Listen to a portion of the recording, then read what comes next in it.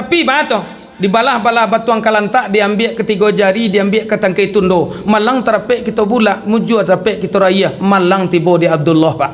Batu beberapa hari tiba di Madinah, teraso mandamam meningin badanku. Alah kadayo, bini tempe kawasandaran, ko angin dingin tempe minta selimut. Tapi bato kini ndak ada orang nama dia itu dipelihara di dun sana. Meninggallah Abdullah di Madi, barababayo nyijab kabul bu.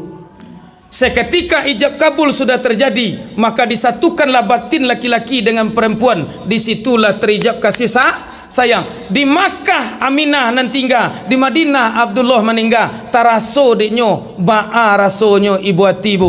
Alun kabar berito sampai, tapi lah mananyui ka jantuang, lah manasak ke ubun-ubun, ba'alah laki dan kini go. Cuy itulah perempuan pak, beda jawab.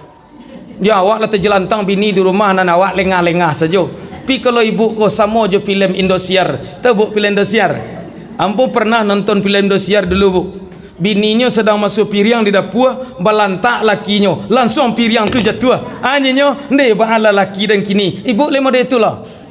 Ndak, karena ibu bukan pemain filem Indosiar. Video selengkapnya bisa ditonton di channel YouTube Pita Ruah Buya.